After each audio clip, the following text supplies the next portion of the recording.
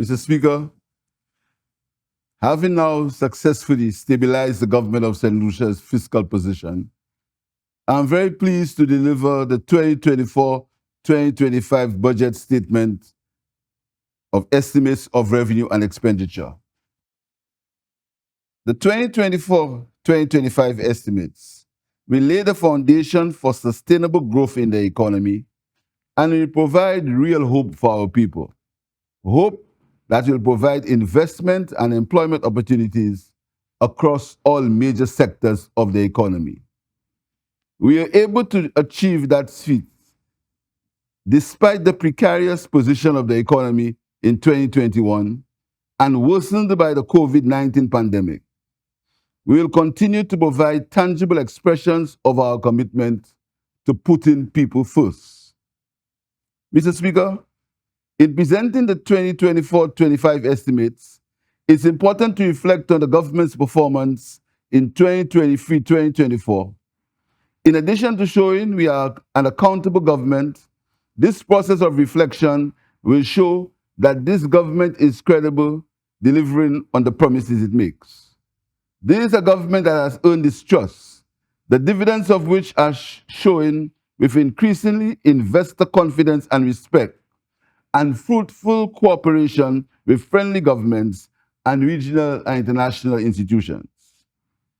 In preparation for today's sitting, these estimates of revenue and expenditure were distributed last Tuesday evening after the meeting of the House of Assembly, providing 8 clear days for members to adequately review the figures for an informed debate.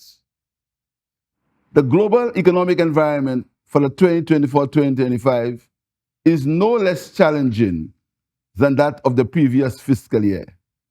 Global economic growth remains sluggish, interest rates remain high as major industrialized countries try to keep inflation under control. Supply chain issues remain a problem, and the security of the world continues to be undermined by the wars in Ukraine and Gaza. And right at our doorsteps, the political instability and violence in Haiti. The uncertainty of the possible negative effects of climate change are ongoing threats to our survival as a small island developing state. It is imperative that provisions be made to build resilience for adaptation to climate events in all our infrastructure and agricultural programs. Notwithstanding the economic global challenges during 2023-2024, this government, as the economic data will show, has done well in managing the economy. Our financial ratios illustrate fiscal prudence and responsibility. Mr. Speaker, as it is customary, and in keeping with our public finance management legislation, today we are presenting the first part of the process, which is the presentation of the estimates of revenue and expenditure for the fiscal year 2024-2025. The appropriation bill will be presented later in April 2024, when the policies that underpin this bill will be articulated and discussed. Mr. Speaker, as I have indicated earlier, the foundational theme underlying this government's strategic initiatives has become an article of faith, putting people first among members of my government.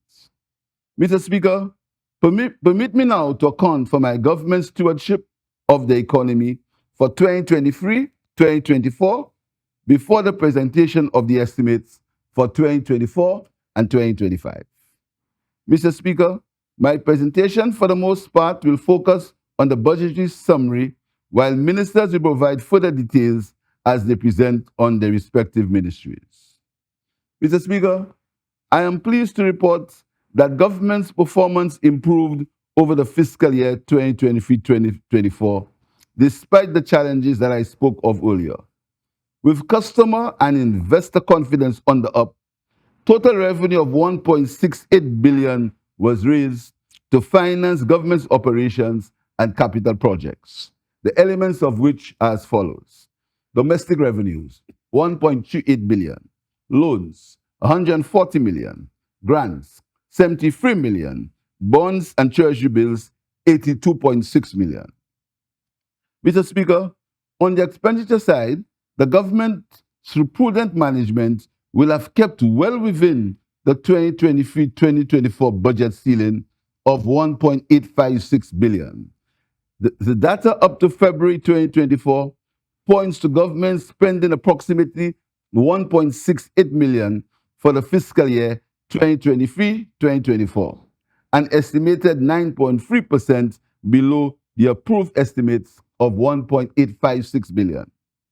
In 2023-2024, expenditure on government operations fell by 9%, moving from 1.44 billion to 1.31 billion due to a reduction in project operating costs. Additionally, there was lower expenditure on capital projects of 259.6 million as compared to the project expenditure of 302 million.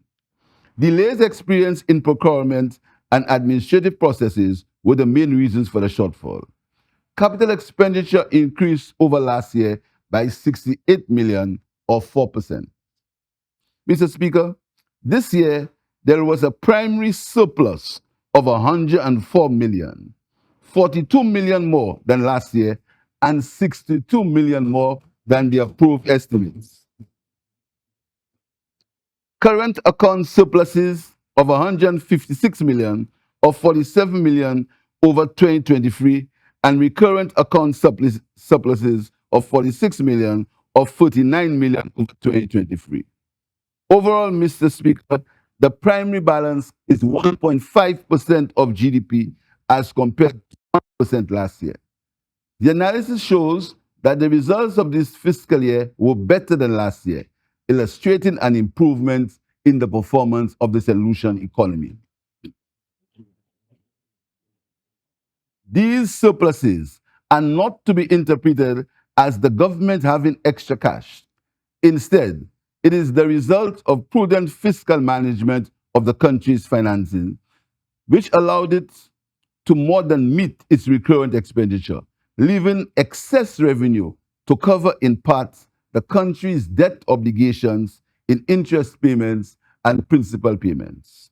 Mr. Speaker, had we not been able to do so, the government would have had to borrow to meet some of its recurrent expenditures, like salaries and wages, rent, utilities, and the like. We have responsibly guided this scenario and will continue to avoid it with prudent fiscal management of the government's finances.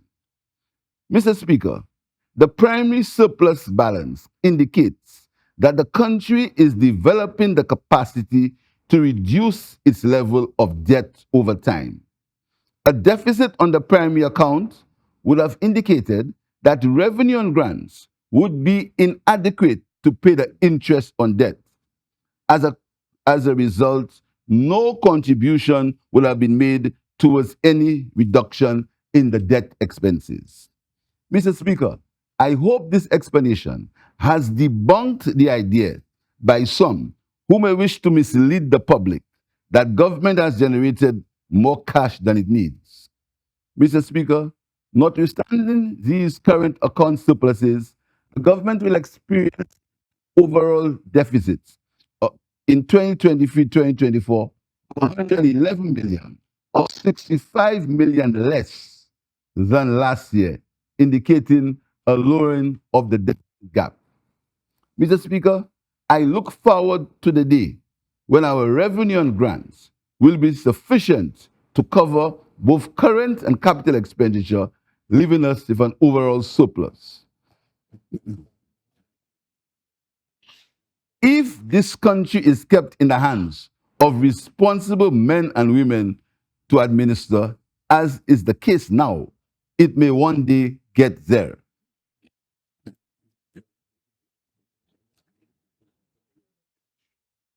Mr. Speaker, wages and salaries for the fiscal year 2024 of 517 million are anticipated to fall below the approved estimates of 531 million by approximately 2.6% of 14 million. This reduction primarily stems from the lower than expected project management expenses emanating from delays in project implementation. Wages and salaries for 2023 were 545 million, or 18 million more than this year, due partly to the payment of retroactive payments to public servants last year. Mr. Speaker, the debt payments are the first call on the consolidated fund, and every effort continues to be made to honor these obligations in a timely manner. Mr. Speaker, for the year-end outlook, we anticipate 326.2 million will be paid towards our debts, 215.1 million in interest payments, and 111.1 million in principal payments. Last year, we spoke about the increases in interest payments due to the significant upward trend in the SOFR rates because of the steady increases in the federal fund rates during 2023. Although the rates remain high, the estimated amount projected fell below the approved estimate for 2023-2024. Mr. Speaker, for the year-end outlook, this government would have paid $231.5 million in transfer payments, 3.2% lower than the approved figure of $239.1 million, but 10.5% above the payments made in 2022 to 2023. These payments went to subsidize the operations of state-owned entities, increases to organizations supporting the poor and marginalized, public assistance to the most needy in our society, and the payment of school facility fees. Mr. Speaker, expenditure in goods and services will amount to 309.9 million for 2023-2024, approximately 95.9 million below the amount approved for the same fiscal year. Mr. Speaker, in this category of expenditure are rentals of government premises, utilities, training, consultancy fees, operation and maintenance, and purchase of supplies and materials. The lower expenditure than what was approved is mainly due to reduced payments for consultancy services. I'll read that again, Mr. Speaker. The lower expenditure that was approved is mainly due to reduced payments for consultancy services related to capital projects and other government initiatives. Mr. Speaker, in the 2023-2024 budget year, we approved 302 million in capital expenditure, with 19.2 million being non-project capital and 282.9 million for capital projects. Non-project capital items refer to the purchase of government assets, such as vehicles, furniture, and other equipment not associated with projects. While project capital refers to buildings, infrastructure, and equipment associated with specific projects. Mrs. We are projecting an overall spend of 259.6 million in capital expenditure for the year 2023 to 2024, a 14.1% decrease from what was approved in the estimates. Mr. Speaker, a significant portion of funds allocated for capital expenditure comprise of design, finance, construct, DFC commitments. In 2023 to 2024, the government was obligated to pay 106 million to settle DFC commitments, limiting the government's investment in new infrastructure. The government's priority now is to significantly reduce these DFCs to provide the fiscal space for the implementation of key infrastructural projects. Mr. Speaker, the enactment of the procurement bill is proven to be onerous and has resulted in an impediment to the government's level of project implementation as relates to the procurement of goods and services. There is therefore a need to revisit the Act with a view to finding an optimum balance among the essential elements of good governance.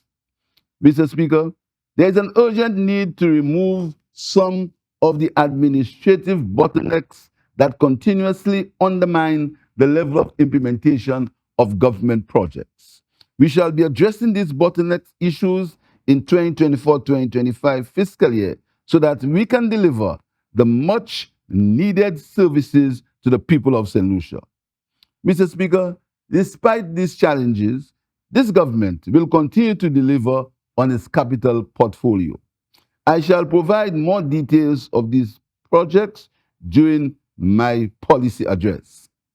Public sector projects this year, 2023-2024, included Renewable Energy Sector Development Project, OECS tourism projects, community tourism projects, disaster vulnerability and reduction projects, St. Jude reconstruction project, commencement of construction of the Northern Police, and commencement of construction of the custody suites. I now turn to the revenue, Mr. Speaker. Mr. Speaker, allow me to discuss government's revenue performance for the fiscal year 2023-2024. Mr. Speaker, there has been much misinformation and exaggeration from the opposition of the impact on the local economy regarding the implementation of the Health and Security Levy. For the purpose of clarity, the Health and Security Levy provided a relatively small but important collective contribution to the huge demands that health and safety places on the resources of the country. Mr. Speaker, the projected collection from the Health and Security Levy was approximately 35 million, designed to finance in part rising healthcare costs and security needs of our country.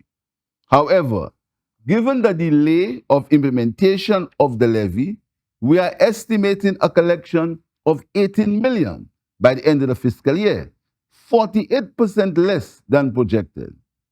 This means, Mr. Speaker, that from the increase in revenue of $118 million over last year, only 18 million can be attributed to the Health and Security Levy. Mr. Speaker, an analysis of the country's health and security obligations should place in context the need for the levy and the need to be proactive in taking measures that will help the government keep pace with rising costs, especially in health. Let us take a closer look at what government spent in this fiscal year, 2023 to 2024. The direct cost of healthcare. Provision of health care services, 160 million. Capital expenses, St. Jude Hospital Reconstruction Project, 17 million. Health System Strengthening Project, 5.3 million. OECS Regional Health Project, 2.3 million. Universal Health Coverage, 700,000. Other projects under health, 3.4 million. Total capital expenses under health, 28.7 million. Total health expenses, 188.7 million. Other expenses. The government is indebted to several private, local, and foreign healthcare facilities that provide medical care to citizens. National security. Provision of national security services, 84.7 million. Capital projects, 1.5 million. Total expenses, 86.2 million. Other expenses relating to the purchase of vehicles and equipment will be outlined in the policy statement. Mr. Speaker, note that expenses for bodily have not been included. Mr. Speaker, direct government expenses on health and security was 275 million for the fiscal year 2023 to 2024. However, only 18 million was collected from the health and security levy to fund the needs of the country. Mr. Speaker, I want to repeat, direct government expenses on health and security was $275 million for the fiscal year 2023-2024. However, only 18 million was collected from the health and security levy to fund the needs of the country. Mr. Speaker, although we will fall short of our projected total revenue target for 2023-24, revenue collection continues to indicate an upward trend because of increasing economic activity, resulting in improved performance in several revenue areas, notably personal income tax, taxes on goods and services, and excise tax on petroleum products. Mr. Speaker, grant receipts are normally tied to the implementation of projects. With the less than desirable level of project implementation, only 73 million has been anticipated, a 50.3% decline in the amount approved for 2023-2024. In addition, Mr. Speaker, non-tax revenue is projected to perform below the approved amount by approximately 29.9 million due to lower receipts of voluntary transfers. Based on the foregoing, Mr. Speaker, total revenue and grants fall short of the target receipts by 121 million or 7.8%. Mr. Speaker, when compared to last year, recurrent revenue increased by 124 million and total revenue increased by 118 million. Financing. As previously indicated, the government anticipates an enhancement in its fiscal operations, leading to a narrowing of the fiscal deficit from the approved estimate of 176.4 million or 1.8% of GDP to an estimated 111 million or 1.6% of GDP by year end. Additionally, the primary surplus is forecasted to exceed the approved amount of 42.4 million, reaching a total of 104 million. The projected outturn entails disbursements towards the following items of expenditure. Loans, 139 million, reflecting a strategic utilization of borrowing to meet critical funding requirements for developmental projects and infrastructure. Mr. Speaker, let me repeat. Loans for 2023-2024, $139 million. Loans received for 2023-24, $139 million. Treasury bills and bonds, 82.6 million, demonstrating the approach in utilizing debt instruments to manage liquidity and meet short to medium term financing. This includes the issuance of treasury bills and bonds to efficiently raise capital while maintaining financial stability and market confidence. The government's ability to raise capital relates to high investor confidence in St. Lucia since this government took over the management of this country. This was evidenced by the debt unit recording over 92% rollover of treasury bill instruments. Mr. Speaker, the government remains committed to prudent financial management, leveraging a diversified financing strategy that encompasses bond raising, loan disbursements, and treasury bills to ensure sustainable fiscal health and economic growth. In 2023-24, 2023-24 was a fiscally well-managed year, setting the platform for an even better 2024-2025.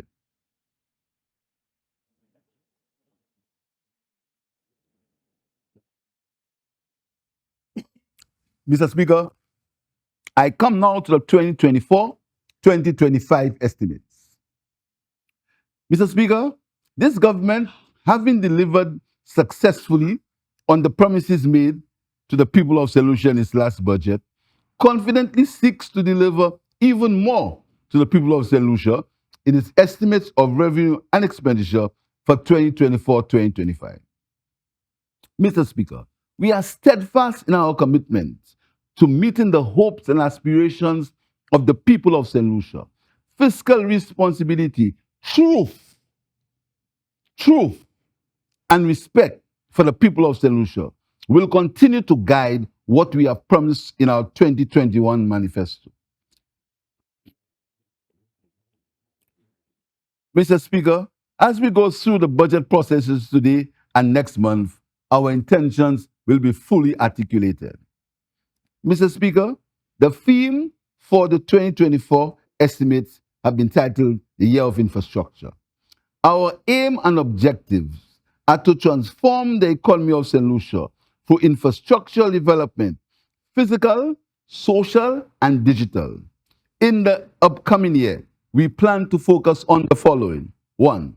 Road expansion and repair programs island-wide. 2. School plant rehabilitation. 3. Government plant refurbishment. 4. Construction works at St. Jude Hospital. 5. Commencement of work on the Soufriere Hospital. 6. Establishment of the Castries Urban Polyclinic. 7. Completion of works on the Larissus Wellness Center. 8.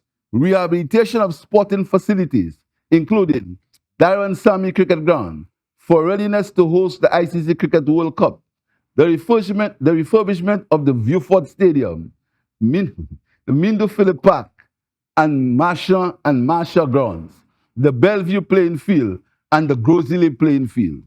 9. Construction of the National Aquatic Center. 10. Housing developments in Roseau Casaban Shop. 11. Expansion of energy projects to seek alternatives that will diversify our energy needs and reduce our carbon footprint. 12. The Library Market. 13. Rehabilitation of the Rudy John Beach Park. 14. The Grand Riviere Community Center. 15. The Northern Police Headquarters. 16. The Northern Police Auditorium. 17. Completion of the Custody Suites. 18. The Cul-de-sac Community Center. 19. Community Center for Castries North and Castries East. 20. Completion of the control tower at the Hiwanora International Airport. 21. Commencement of the terminal building at the Hiwanora International Airport. 22.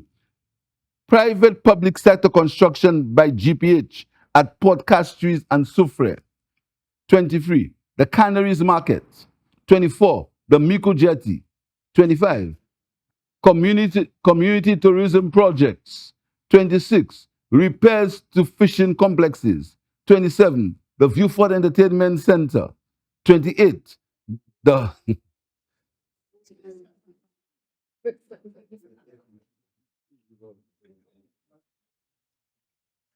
the same place we spoke of.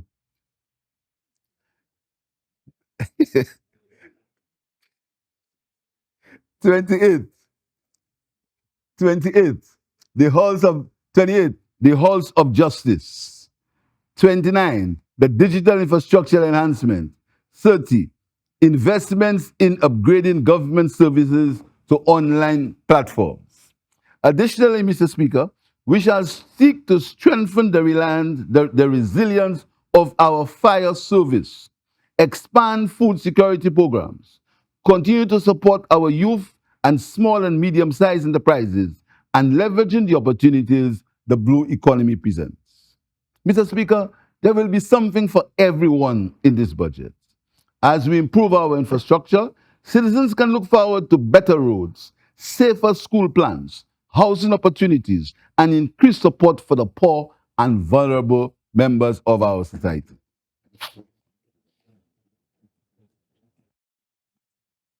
Mr. Speaker,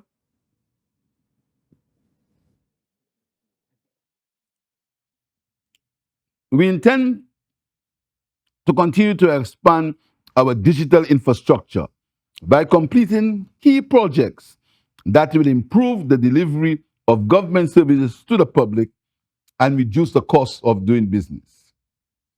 Mr. Speaker, during this fiscal year, investment from the private sector is expected to be robust, particularly in the tourism industry. Mr. Speaker, I will have more on these and other initiatives during my policy statement next month. Summary of the 2024-2023 estimates of revenue and expenditure. Expenditure. Recurrent expenditure, 1.502 billion. Capital expenditure, 298.9 million. Interest payments, 232.5 million. Principal payments, 92 million. Total expenditure, 1.89 billion. Revenue. Tax revenue, 1.33 billion. Non-tax revenue, 146.8 million. Capital revenue, 2.8 million. Grants, 108 million.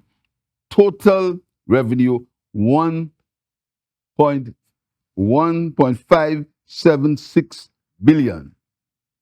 We project an overall deficit of 214.9 million after deductions of principal payments and refunds. We forecast a 5.8 nominal increase in GDP for 2024-2025 to 7.3 billion from 6.9 billion for 2023-2024. Mr. Speaker, as the fiscal position of our country continues to improve, we expect that the administrative, procedural bottlenecks and difficulties in accessing government services will be removed. This fiscal year, government will continue on the path of fiscal consolidation and economic growth. However, enhancing the quality of life of the people and creating opportunities for wealth creation will remain the main objective of this government. Recurrent expenditure. Mr. Speaker, for the 2024-2025 financial year, the government is proposing to spend 1.5 billion in recurrent expenditure, representing a 4.2% increase over 60 million over the amount approved for 2023-2024. This level of increase in recurrent expenditure over the last year indicates the government's commitment to improving the quality of life of the people. The government's efforts, coupled with a rise in investor confidence and growth in the private sector, provide encouraging signs that real economic growth in 2024 is expected, barring some natural disaster or negative global economic events. Recurrent expenditure represents 79.3% of total expenditure, compared to 77.7% approved for the 2023 fiscal year. This increase in expenditure is reflected in all categories due to increased government services and higher rental payments. Mr. Speaker, the component wages and salaries represent the lion's share of recurrent expenditure, amounting to 577 million, comprising 460 million in salaries and 117 million in retirement benefits, and is approximately 40% of the upcoming budget.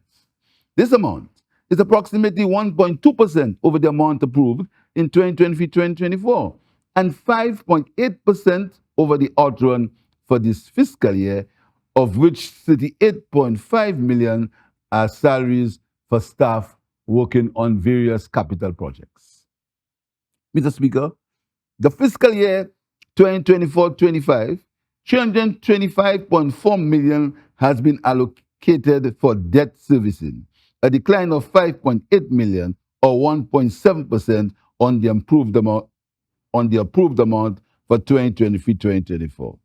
This decline is due to a reduction in principal repayments from 112.3 million approved in 2023-2024 to 92.9 million for 2024-2025. Interest payments, on the other hand, are expected to remain high due to the increasing trend in variable interest rates.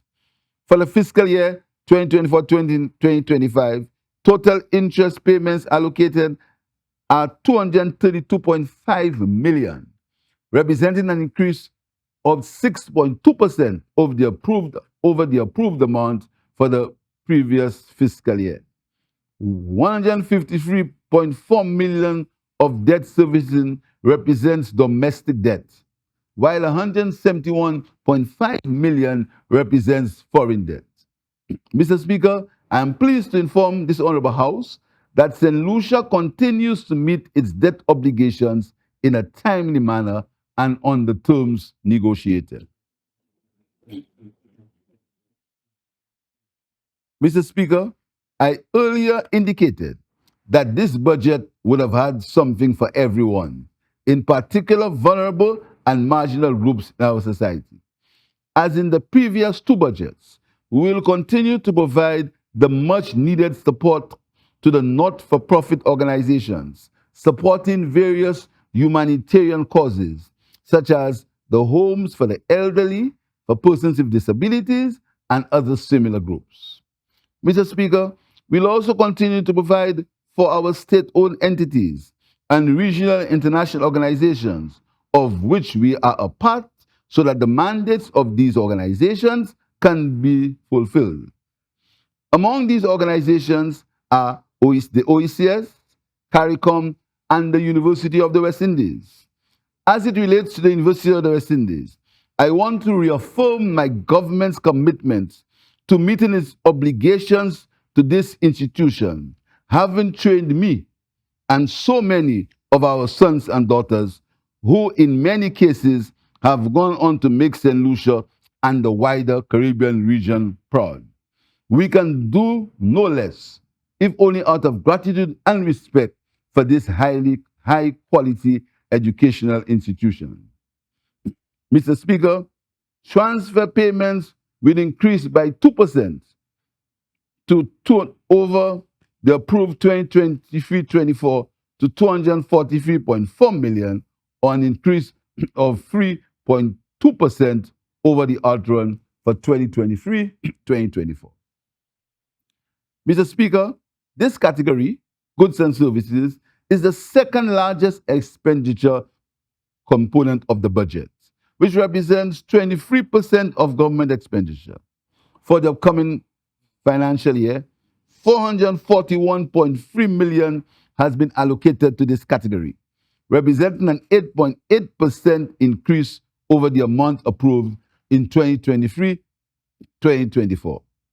The main items of expenditure that account for the increase are goods and services associated with ongoing capital projects like the Millennium Highway road construction and St. Jude Hospital. In both cases, the increases stem from higher global prices in sourcing supplies and materials. Other increases in goods and services are increase in rental payments for Orange Grove Plaza, new requests for accommodation for government offices, proposed implementation of the tax administrative software, upgrade of the government budget module, and the replacement of SmartStream financial system for which technical and software support is no longer provided. In addition, allowances have been made for the establishment of a separate Ministry of National Security and a High Commission in Ottawa, Canada. Mr. Speaker, this fiscal year will be the year of infrastructure in all its forms, the details of which will be articulated in my policy statement next month. Mr. Speaker, as I mentioned before, a concerted effort will be made to remove the administrative bottlenecks in the public service that continue to undermine the efficiency of government services. Mr. Speaker, as it relates to capital expenditure for 2024-2025 budget, the government has allocated 298.9 million and 15.1% increase over the outturn for 2023-2024. It is important to note that capital expenditure constitutes 61.6% of the total investment portfolio of the government, which is approximately 484.9 million. The investment portfolio is a combination of total project expenditure comprising project capital and project operating and non-project capital.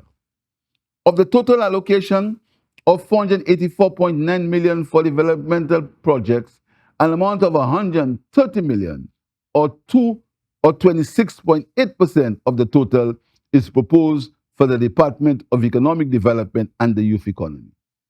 This amount will cater for payments to St. Jude Hospital Construction Project, 67.2 million. The Constituency Development Program, 22.7 million. Disaster Vulnerability Reduction Project, 10 million. Economic Recovery and Youth Empowerment Project, 6.2 million. Implementation of the Street Lighting Replacement Project, 6.1 million. Mr. Speaker, the Department of Infrastructure, Ports and Transport has been allocated 85.1 million, accounting for 17.6% of the resource envelope for the fiscal year for the following major projects. Millennium Highway West Coast Road Development Project, 41.7 million. Road Improvement and Maintenance Program, 10 million. Renewable Energy Sector, 9.8 million. Sir Julian R. Hunt Highway, 8.3 million. Mr. Speaker, this year, the allocation for the Department of Infrastructure will be for new and current road repairs and construction. Payment for DFC contracts are excluded. During the fiscal year 2024, payment to contractors for DFC projects will be deferred because they will have been paid during this financial year.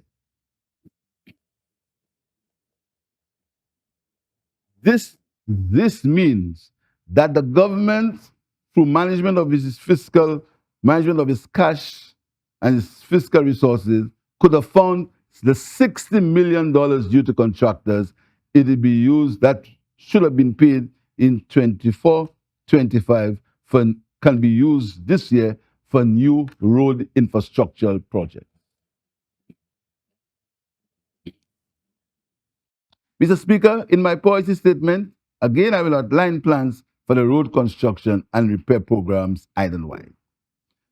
Mr. Speaker, of the 47.3 or 9.8% of the developmental budget is also being proposed for the Department of Education for the coming year for the following projects. St. Lucia Human Capital Resilience Project, 16.4 million. Major repairs, rehabilitation of school plant, 14.2 million. The OECS Skills and Innovation Project, 4.8 million. Mr. Speaker, the Department of Finance has been allocated a sum of 43.4 million, or 6.9% of the developmental budget, to facilitate the implementation of Unleashing of the Blue Economy Project, 11.2 million. The budget module upgrade and implementation, 7 million. Mr. Speaker, my government is also proposing to allocate 29.8 million, or 6.2% of the developmental budget, to the Department of Health to support the Health System Strengthening Project, 6.7 million. The OECS Regional Health Project, 3.6 million. Projects supporting post-COVID-19 response, 11.4 million. And projects including the initiatives leading to universal health coverage. Mr. Speaker, consistent with the caring nature of this government, the Department of Equity has been allocated a sum of 25.4 million, or 5.2% of the developmental budget, to facilitate the implementation of the Home Care Program, 9 million, the St. Lucia Human Capital Resilience Public Assistance Component, 5.3 million, the BNTF 10 program, 4.3 million, and other social programs, 6.8 million. Mr. Speaker, the Minister of Youth Development and Sports will outline the exciting projects in sports development, including the Semi-Professional Football League, plans for the renovation of playing facilities island-wide, and preparation for the World Cup cricket matches to be played in St. Lucia later this year. Mr. Speaker, these are some of the most significant projects. However, the ministers will outline the other capital projects in their portfolios during the the presentation. Revenue. I now turn my attention to the revenue to be collected to finance the government's expenditure as outlined in the 2024-2025 estimates. I am pleased to report that revenue collection is now back at pre-COVID levels. We believe that revenue collection can be improved with a reduction in the administrative and procedural bottlenecks that currently exist. For the upcoming year, we are forecasting a collection of total revenue and grants of 1.576 billion, an increase of 1.2% or 18.1 million over the approved amount in 2023-2024, and 8.4% over the amount collected for the end of this fiscal year. The breakdown of revenue and grants as follows. Recurrent revenue, 1.48 billion. Capital revenue, 2.9 million. Grant receipts, 108 million. Recurrent revenue.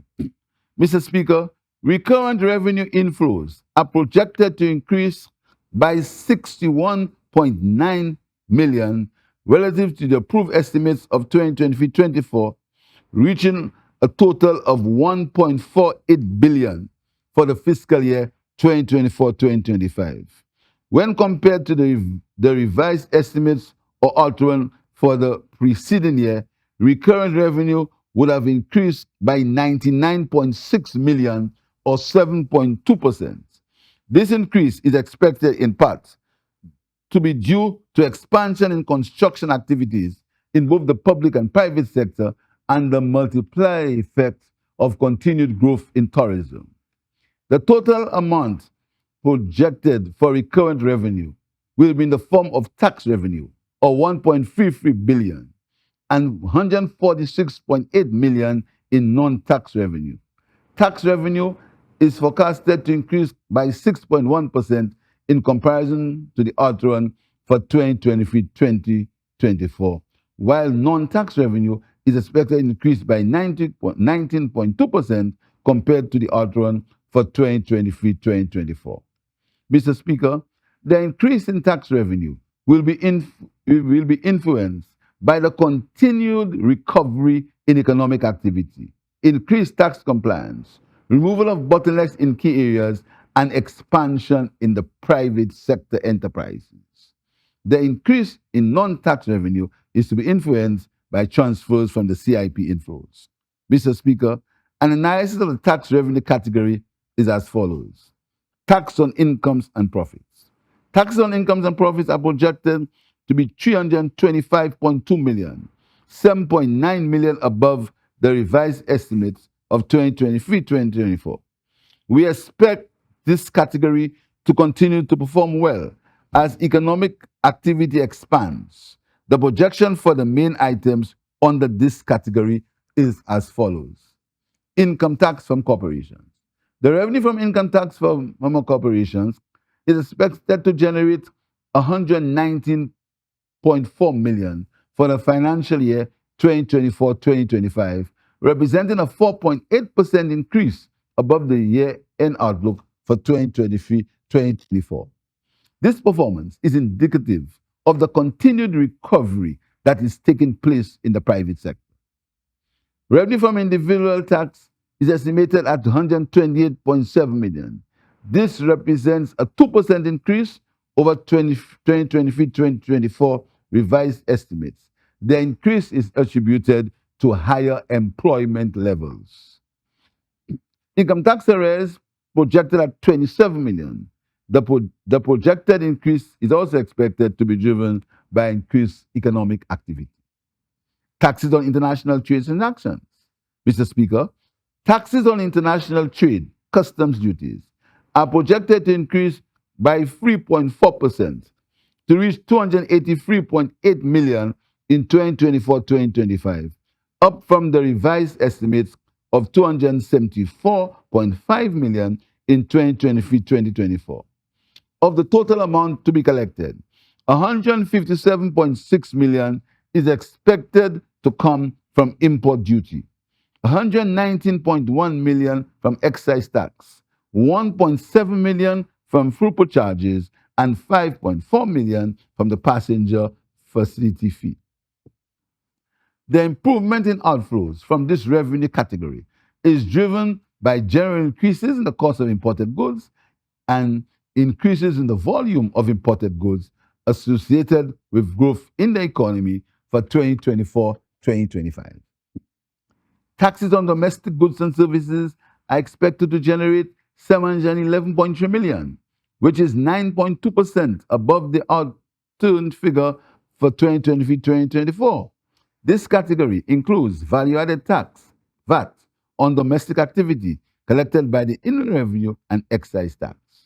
Receipts from VAT collected by the Inland Revenue account for 51% of revenue from this category and are projected at 216 million, which represents a 3.9% increase relative to the 2023-24 outrun. VAT from international trade transactions collected by the Customs and Excise Department is projected to yield 210.3 million in 2024-25, which is 7.1% above the outrun of 196.3 million in 2023-2024. This is expected as the country experiences growth in key sectors such as construction, tourism, wholesale, and retail. Health and Security Levy.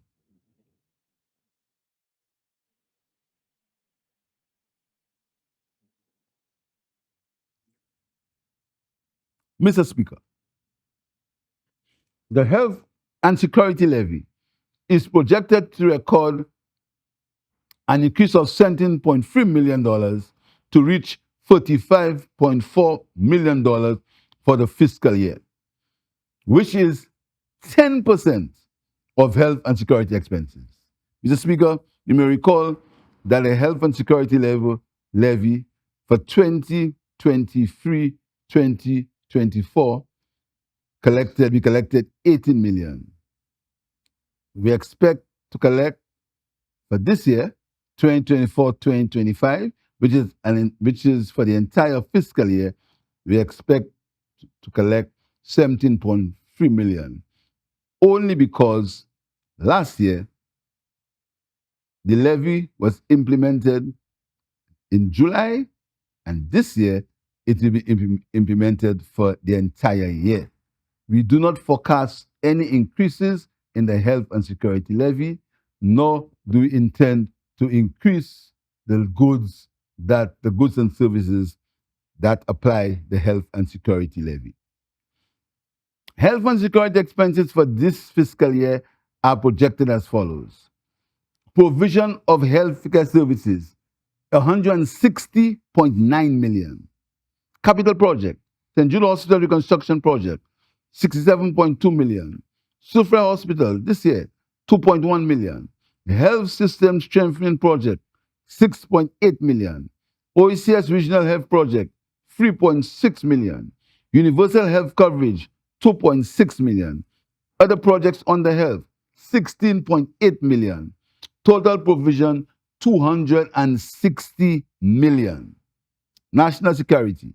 Provision of national security services, 86.3 million. Capital projects, 3.7 million. Total provision, and Mr. Speaker, we did not include the repairs to the police stations, nor the expenses involved in the construction of the Northern Police Headquarters. Total provision for health and security, 90 million.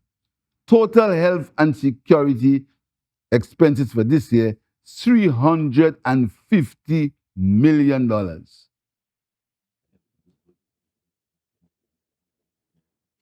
And from this amount, we expect to collect 35 million from the health and security levy, which means that we have to find at least $300 million to fund health and security. So the health and security levy only contributed or intends to contribute only $35 million out of the $350 million outturn, or 10% of the expenses.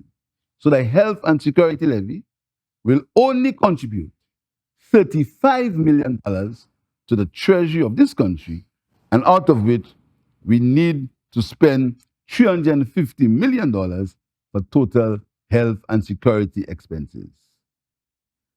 Mr. Speaker, airport tax.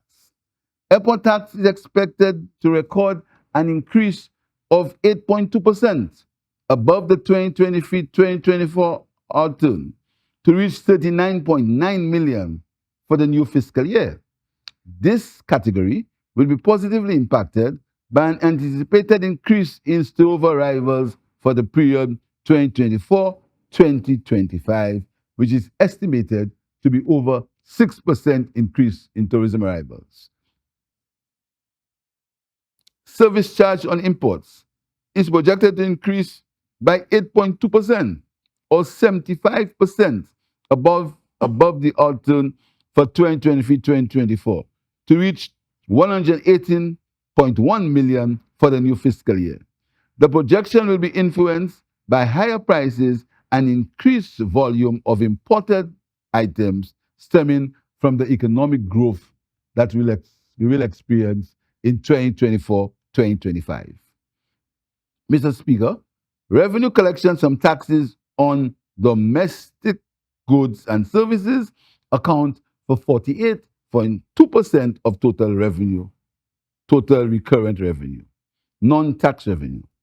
The 2024-2025 projection for non-tax revenues amount to 146.8 million, or a 19.2% increase over the 2023-2024 outturn.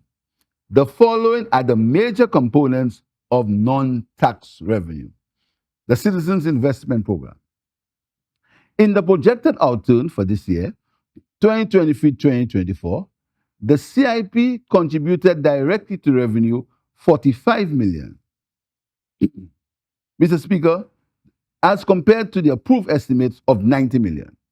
Mr. Speaker, the reason for the difference between the approved estimates and projected outturn for 23-24 is due to an increase in demand for the real estate option rather than donations that go directly into the National Economic Fund or government bond options. Mr. Speaker, 64.1 million was received by the National Economic Fund. From that amount, 45 million was transferred directly into revenue. The balance is available for use according to the objectives of the fund. In addition, 39.5 million was received from bonds, but is included in bond financing this year. This year, a further 17.4 million was used to fund security, healthcare, social development, and infrastructural development. In reality, Mr. Speaker, the CIP contributed to the economy of St. Lucia $121 million in 2023-2024. Mr. Speaker, this year it's projected that the CIP will contribute directly to revenue 75 million. Audited financial statements will be made available to the House as stipulated by law. During the policy statement, I will provide a comprehensive explanation of the future of the Citizenship by Investment Program. Income from commercial property tax. Revenue collections from this category, 5.1 million for the new fiscal year. Mr. Speaker, there are some areas in which we anticipate a decline in non-tax revenue for 2024-2025. In transit fees, this revenue line is expected to decline in the short term as these fees will be invested in a PPP arrangement to fund the development of the cruise ports in Castries and Soufrière, an arrangement expected to start at the commencement of the 2024-2025 fiscal year. The sale of goods and services. Revenue collections from the sale of goods and services are projected to record a sum of 55.4 million, reflecting a decrease of 8.4 million or 13.2% below the outturn for 2023.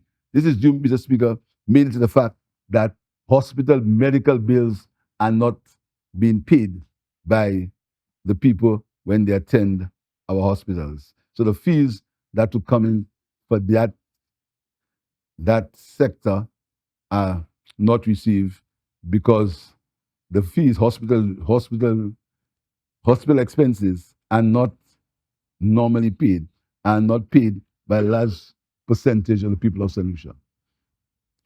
Grant receipts are estimated at 108 million, reflecting a 15.8 million increase over the outturn for 2023-2024 fiscal year.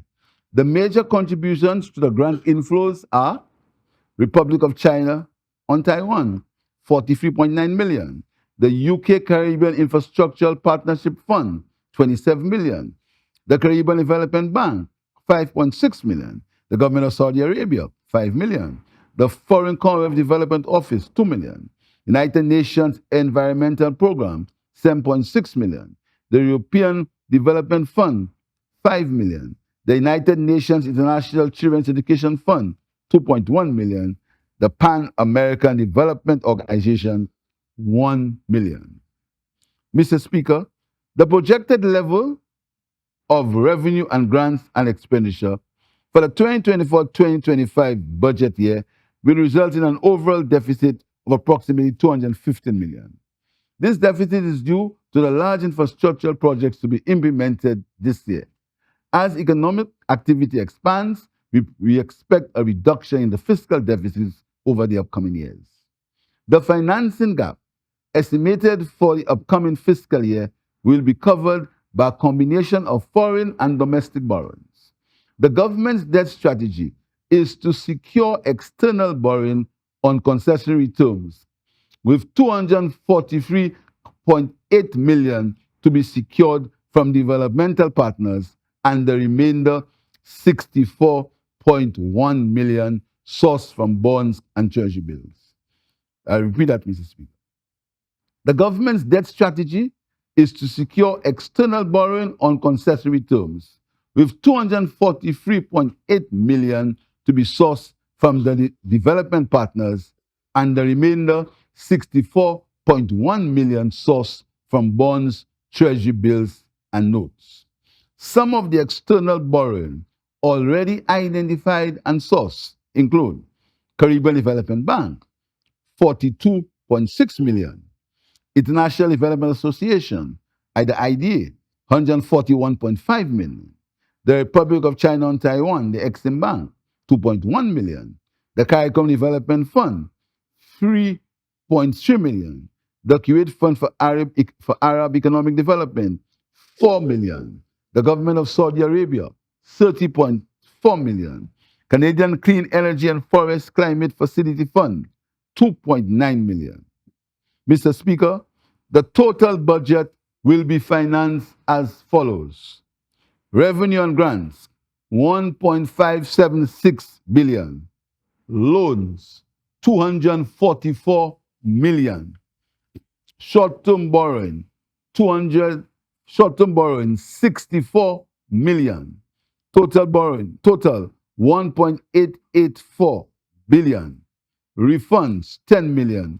Total financing, 1.894 billion. Mr. Speaker, let me remind honorable members that the policy framework which those 2024-2025 estimates have emerged will be articulated in presentation of the appropriation bill, which I will place before the House of Assembly for debate next month, April. Mr. Speaker, the process leading to the presentation of these estimates have required months of consultation, discussion, and long working hours. I therefore want to thank the staff of the various ministries and agencies who have been involved in the process, particularly the staff of the Office of the Prime Minister, the Ministry of Finance, Economic Development, and the Youth Economy. A special thanks to the Budget Office, who spearheaded the process on complied and compiled the estimates and expenditure for 2024 and delivered the book 8 clear days before delivery today. Mr. Speaker, special thanks to you and your staff and staff of the Government Information Service for ensuring all the necessary arrangements have been in place for the conduct of today's proceedings. I want to express my appreciation for the work done by the staff of the National Printing Corporation and the Permanent Secretary in the Ministry of the Office of the Prime Minister, who have the staff, the National Printing Corporation, Mr. Speaker, you will be pleased to hear, has been relocated to new premises after years of neglect and indecision by the last administration. Mr. Speaker, the Immigration Department has also been relocated into new premises spearheaded by the Minister of Home Affairs. So the Immigration Department, a problem that we inherited, the Immigration Department, it has now been relocated to new premises, Mr. Speaker. Mr. Speaker, I really want to assure the staff of the National Printing Corporation that their printing equipment will be upgraded in the year 2024-2025. Mr. Speaker, as I conclude, I wish to express my sincere gratitude to the people of this country, the people of St. Lucia, particularly the constituents of Cashwis East, for allowing me to serve as a Member of Parliament and Prime Minister of St. Lucia. This government remains undeterred and focused on the development and implementation of policies and programs that will best meet the aspirations of the majority of the people of St. Lucia. Mr. Speaker, we will not allow lies and misinformation to deter us. We shall remain focused. Mr. Speaker, the results of 2023-24 estimates have shown the positive impact of the government's policies and programs over the years. Figures do not lie. The estimates for 2024-2025 will, in a similar way, continue to be positively impactful on the lives of St. Lucians. I therefore want to thank you, Mr. Speaker, for the opportunity to present these estimates for 2024-2025 to this Honorable House and look forward to the sitting on April 23rd when the government's policy statement will be presented. I thank you, Mr. Speaker.